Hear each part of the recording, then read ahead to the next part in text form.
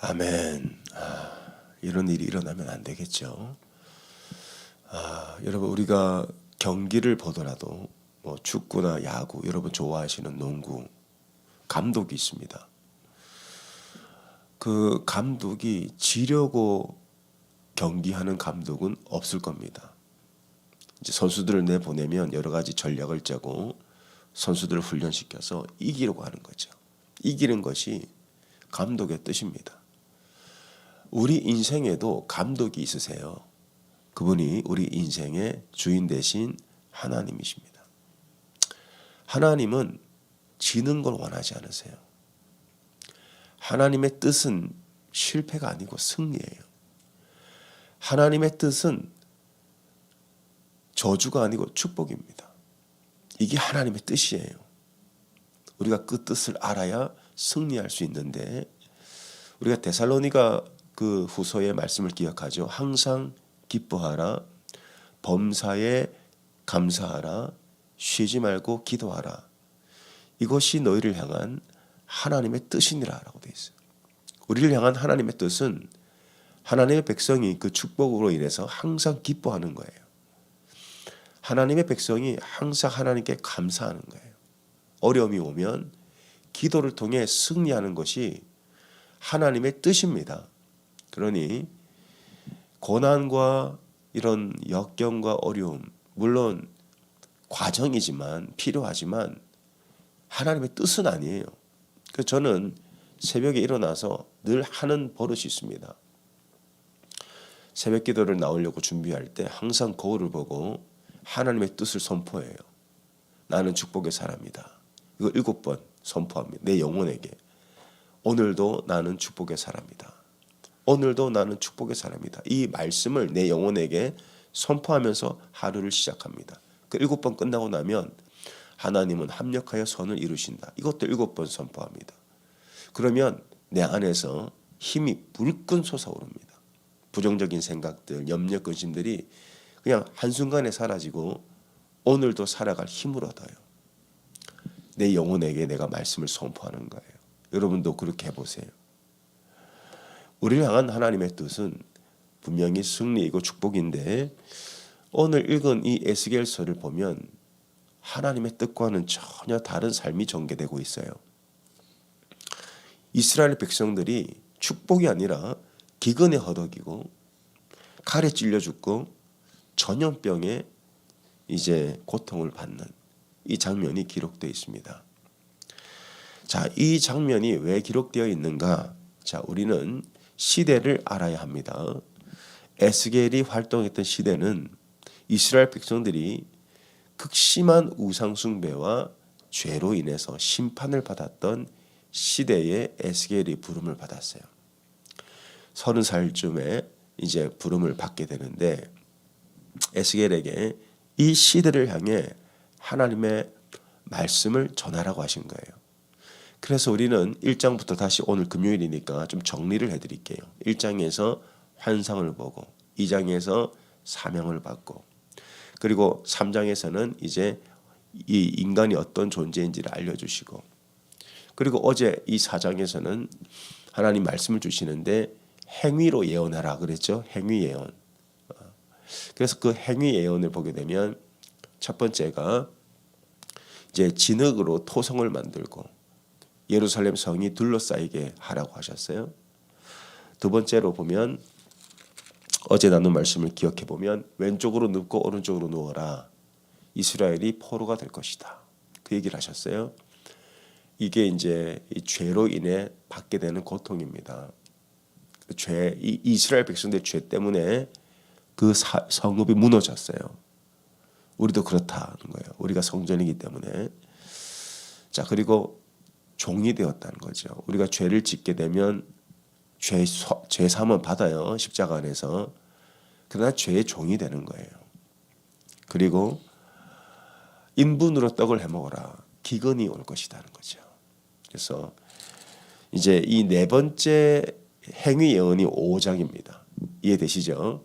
네 번째 행위 예언. 그러면 지금 이 이스라엘의 이런 재앙과 이런 고통이 일어나는 이유가 뭔가에 대해서 이 하나님께서 네 번째 행위 예언으로 풀어내시는 거예요. 자, 이 하나님의 축복의 백성들이 왜 이 고통을 당하는가? 이건 하나님 뜻이 아닌데 왜 고통당하냐?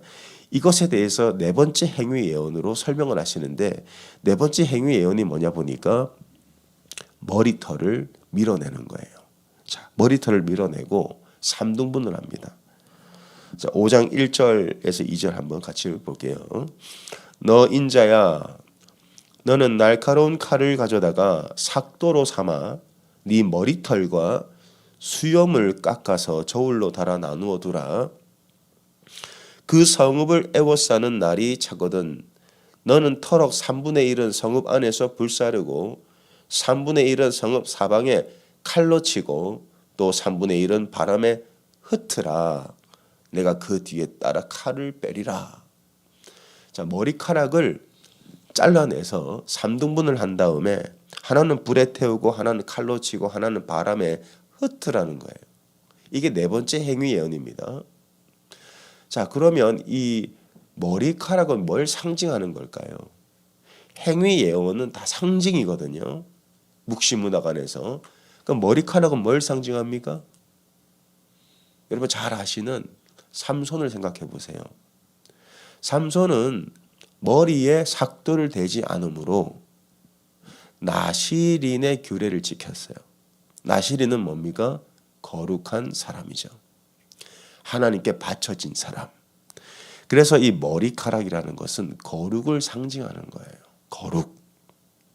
그래서 이스라엘 백성들을 뭐라고 부르죠? 거룩한 백성이라고 부르는 거예요.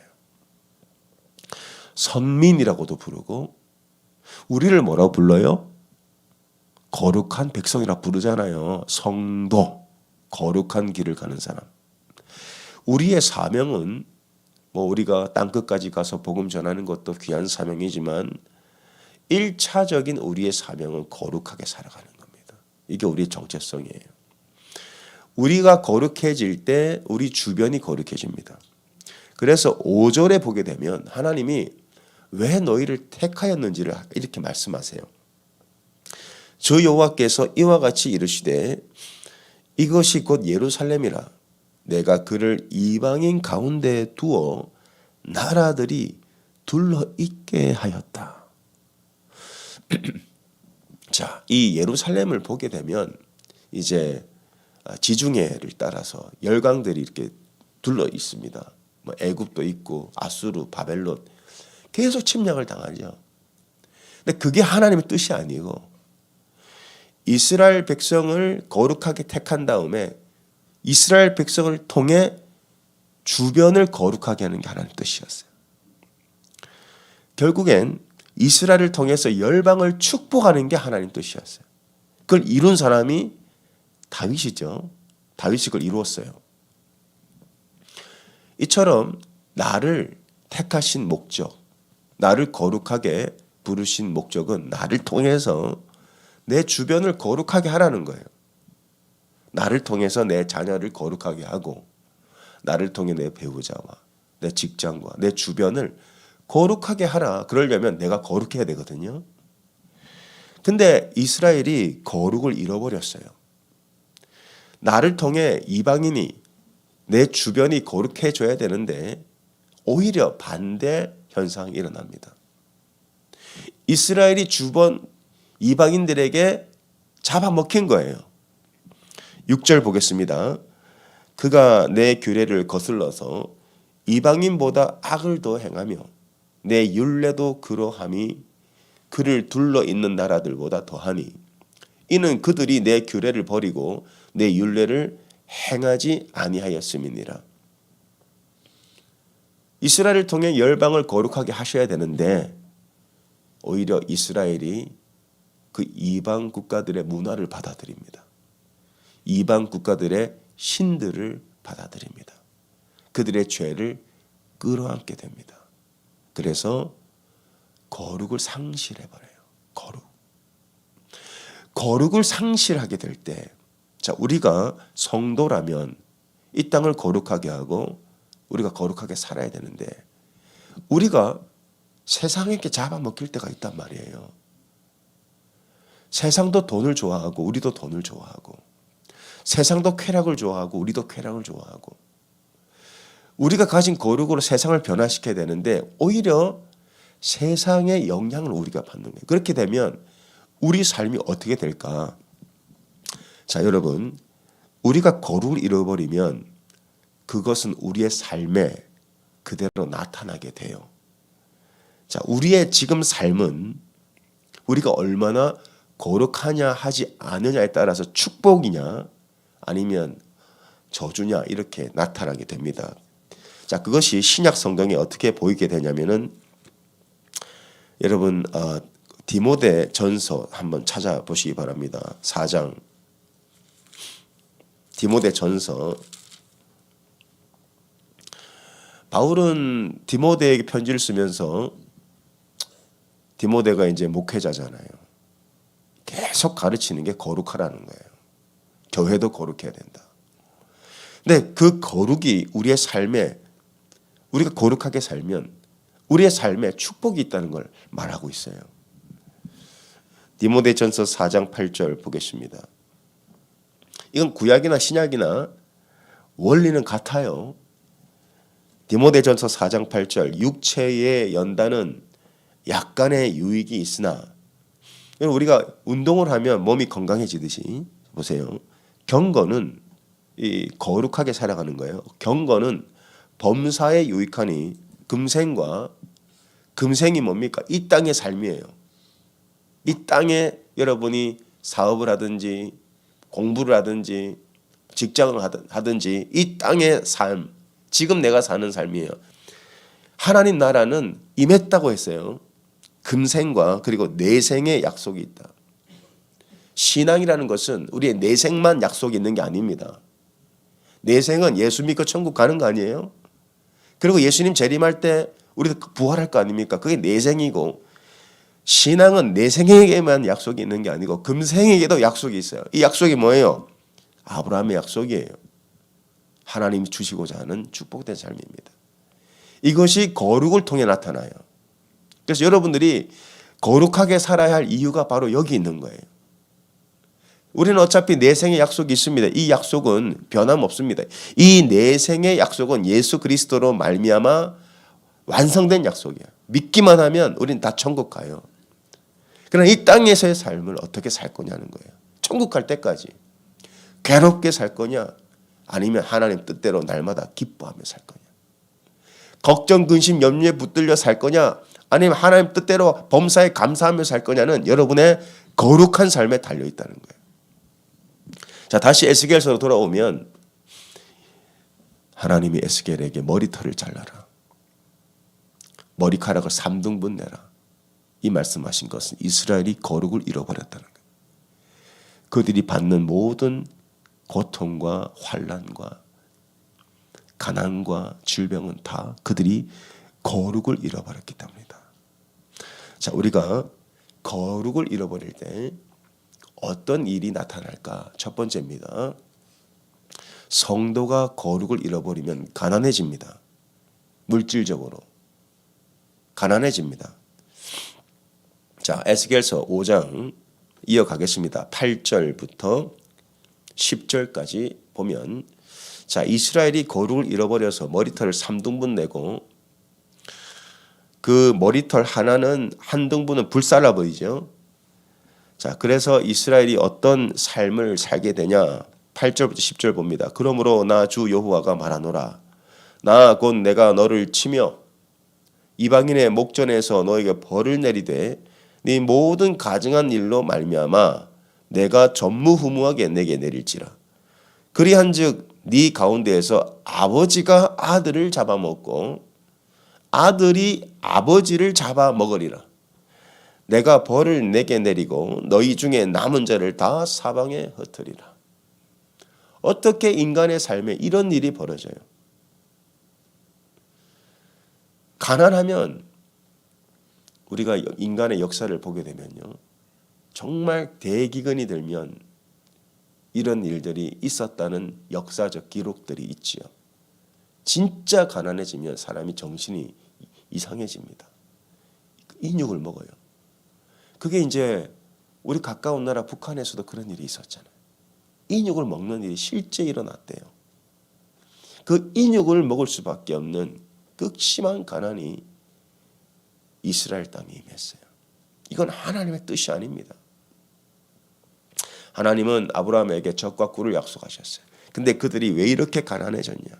왜 축복의 백성들이 이렇게 거지 같은 삶을 살게 되었는가?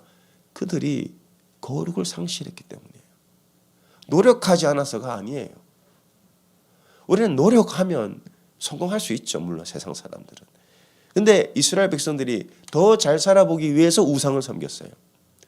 더 복 받으려고 우상 섬기고 우상의 문화를 따랐단 말이에요. 그 결과가 뭡니까?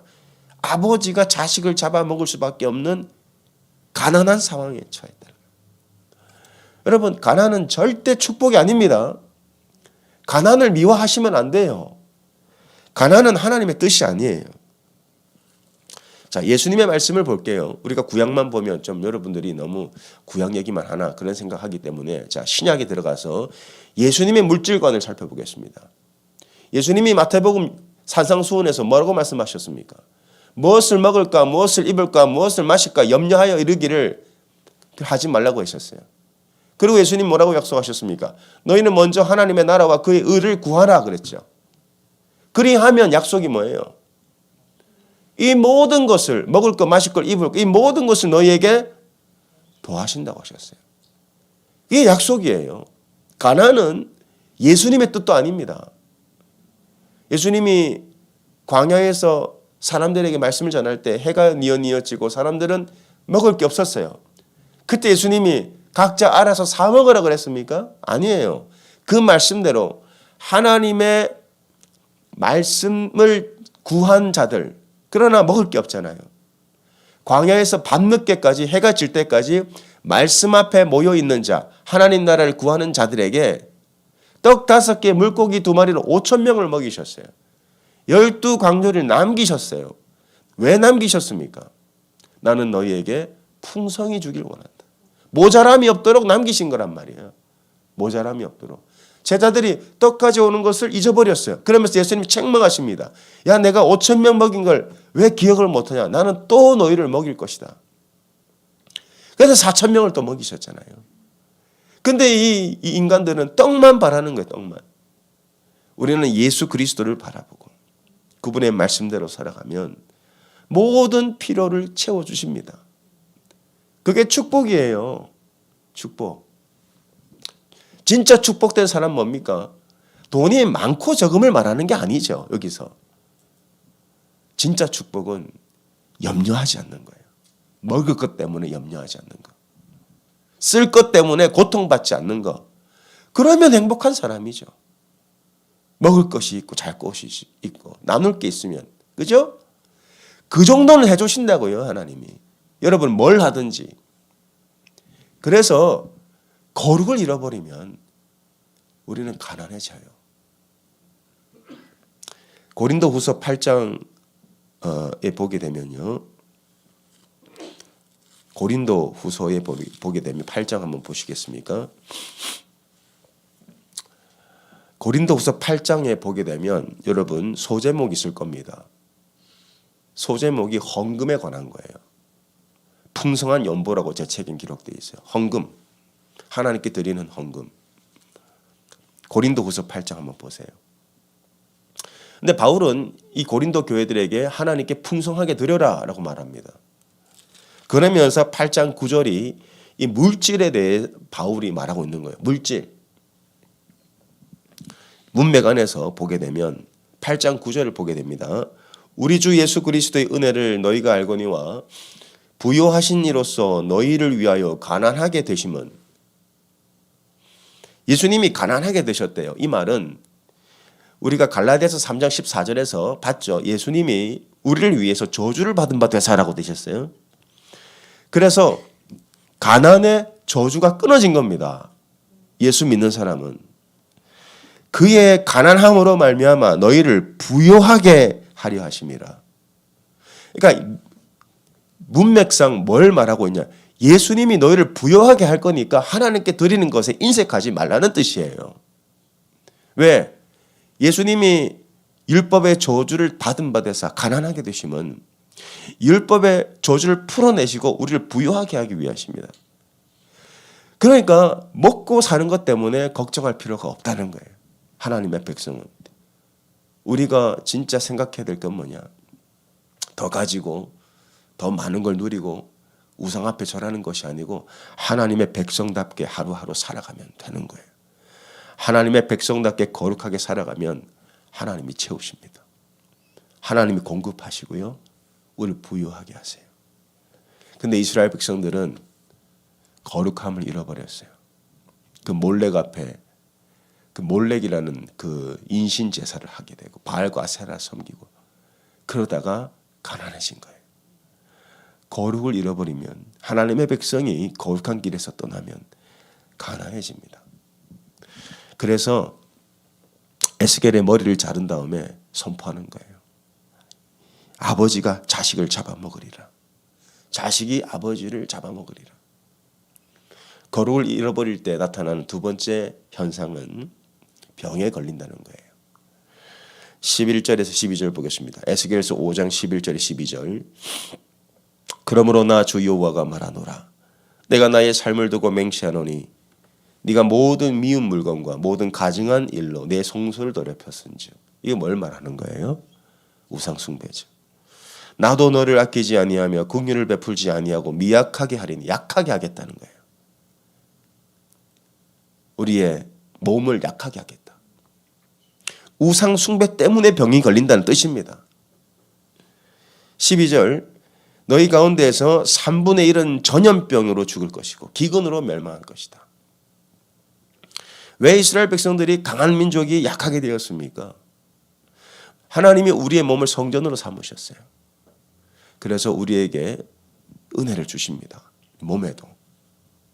우리 몸을 성전 삼으셨기 때문에. 근데 우리의 몸이 왜 병들고 약해지냐? 죄 때문이라고 말해요. 이것은 다시 제가 예수님의 말씀을 풀어드리겠습니다. 요한복음 5장으로 가보세요.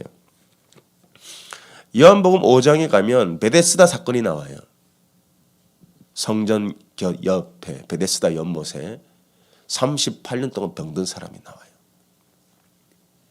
요한복음 5장에 병든 사람이 나오는데 그들은 그 연못에 천사가 와서 연못을 한 바퀴 돌려줄 때만 기다리고 있어요. 그 연못. 근데 거기에 진짜 치유의 하나님이신 예수님이 나타나는 거예요. 이들은 다 치유를 기다립니다. 근데 이 38년 된 병자가 뭐라고 말합니까? 나를 저 연못에 넣어줄 사람이 없어서 내가 여전히 병들었다. 그렇게 얘기해요. 맞습니까? 나를 연못에 넣어둘 자가 없어 병들었다. 근데 예수님이 나타나셔서 그를 치유해 주십니다. 네가 병든 이유는 연못에 못 들어가서가 아니고 죄 때문이라고 말합니다. 그게 5장 14절이에요. 요한복음 5장 14절. 그 후에 예수께서 성전에서 그 사람을 만나 이르시되 이 그 사람은 38년 동안 병든 사람이에요. 그 사람을 만나 이르시되 보라 네가 나았으니 더 심한 것이 생기지 않게 다시는 뭘 하지 말라? 죄를 범하지 말라.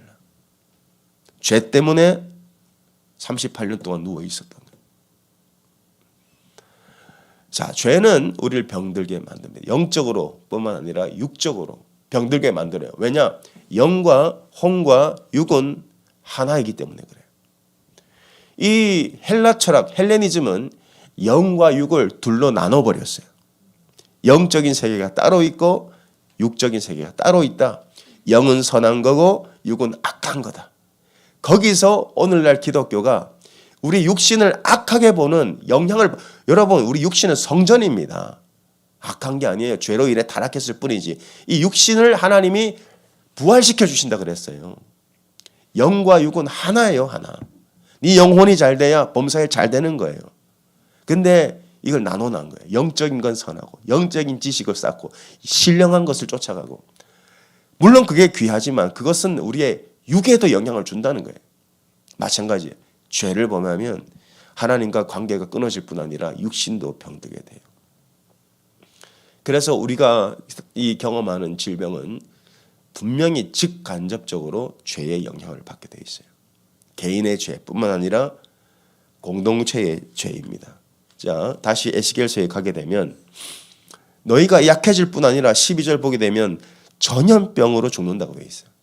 이게 뭡니까? 공동체의 죄에 내가 영향을 받는다는 거예요. 공동체가 죄 가운데 빠지면 개인도 같이 그러한 죄의 영향 아래. 제가 중국에서 선교를 한 적이 있어요. 대학 졸업하고 중국 갔는데 그때 알러지가 너무 심했어요.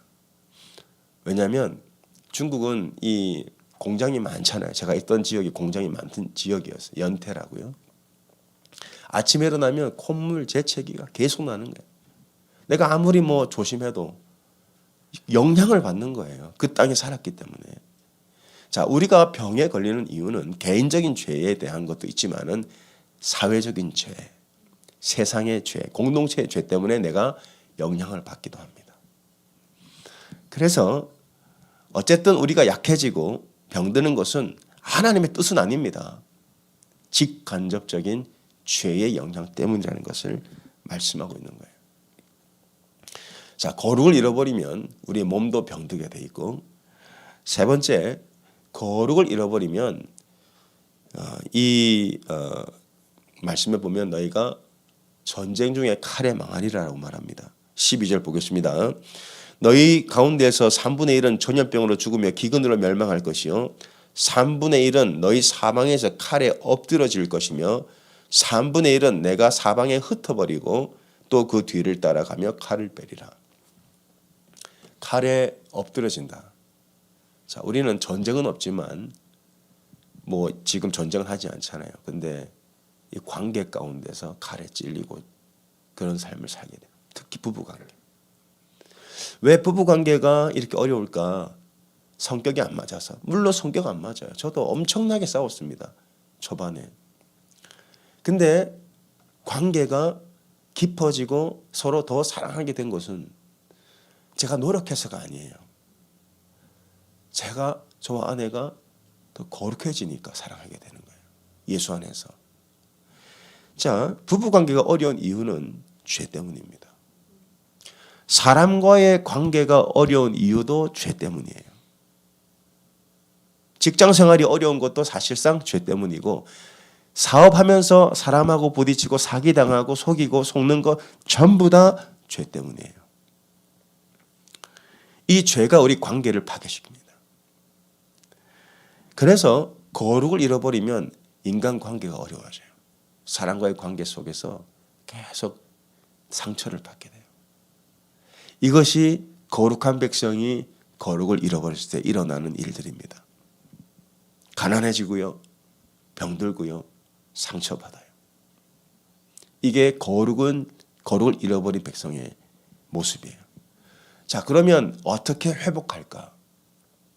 자, 이것은 경고예요, 경고. 이스라엘 백성들아, 여전히 우상 숭배하고 죄 가운데 살면 너희 인생은 이렇게 될 것이다. 근데 우리에게 소망이 있죠. 우리의 소망은 무엇입니까? 예수 그리스도예요. 그분이 우리의 소망이세요. 예수 그리스도께서 이 땅에 오셔서 십자가에 달려 죽으심으로 이 저주를 다 끊어버리신 거예요. 그리고 보혈을 흘려주셨어요. 그래서 여러분 누구든지 오늘 이 자리에서 예수 그리스도를 내 마음으로 정말 영접하고 그분을 믿고 살아가면 십자가의 보혈이 지금 우리에게 쏟아지는 거예요. 십자가의 보혈이. 십자가의 보혈은 2000년 전에 쏟아졌습니다. 나무 위에서. 믿음이란 게 뭐냐? 예수를 믿는다는 것은 예수님과 내가 연합되는 걸 말하는 거예요. 그 예수님과의 연합을 형식적으로 나타내는 걸 침례라 그러죠. 그래서 이 보혈은 한번 흘러서 나무 십자가에 말라붙은 게 아니고 그 보혈은 지금 나에게 흘러내리고 있어요. 믿음 안에서. 그래서 에베소서에 가면 바울이 뭐라고 하냐? 너희는 이미 예수 안에서 신령한 복을 다 받았다고 얘기합니다. 에베소서 1장 한번 보겠습니다.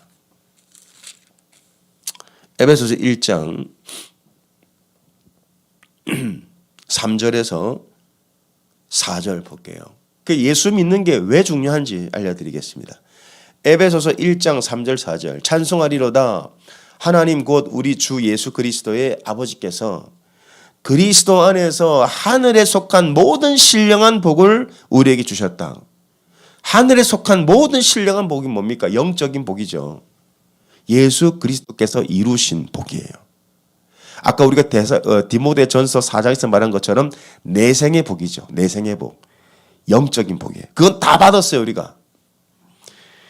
그래서 4절부터 보면 창세전에 그리스도 안에서 우리를 택하사 우리로 사랑 안에서 그 앞에 거룩하고 흠이 없게 하시려고.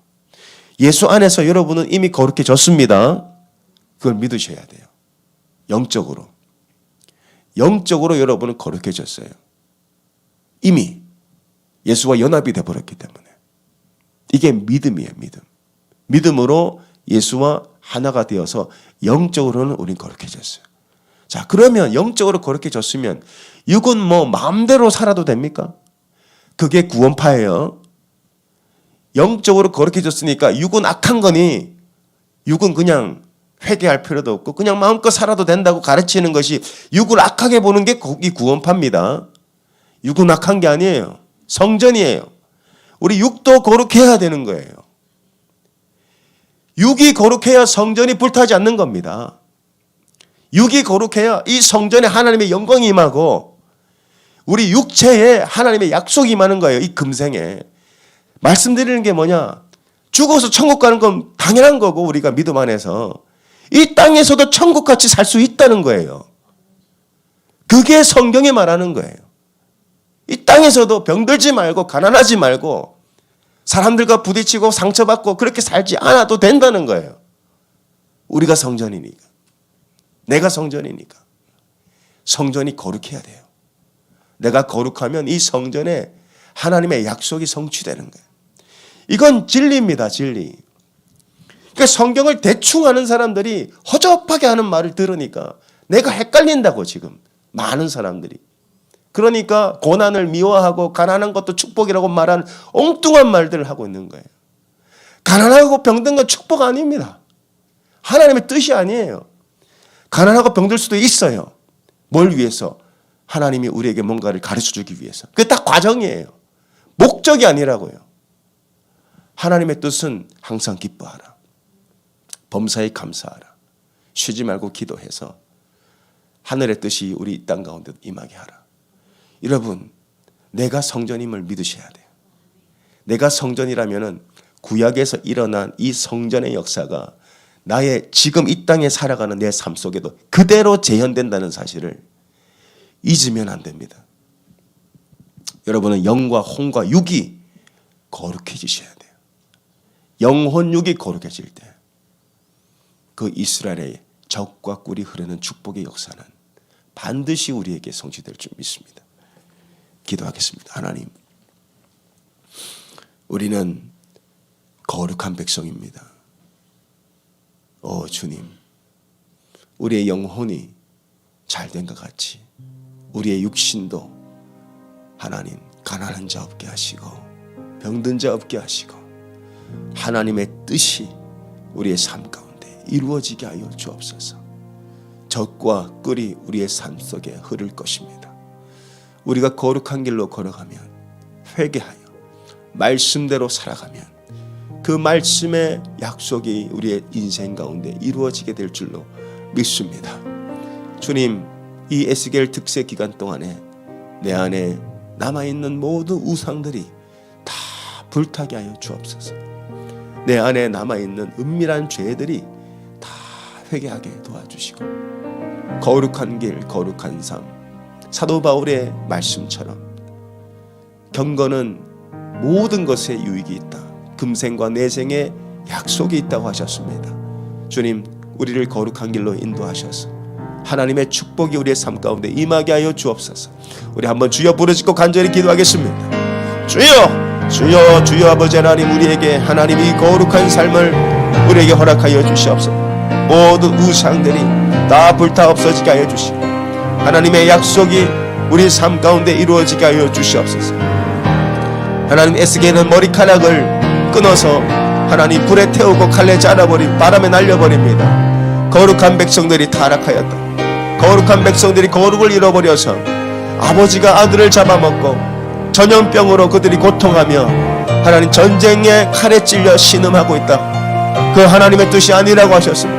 하나님 십자가의 보혈로 우리는 거룩해졌으니 하나님 우리의 육신도 우리의 삶도 성전 삼아 거룩하게 살아가게 하여 주셔서 하나님의 그 축복이 하나님 부여하게 하여 주시고 강건하게 하여 주시고 이 땅에 승리할 수 있도록 하나님의 축복의 약속이 우리의 삶 가운데 이루어지게 하여 주시옵소서.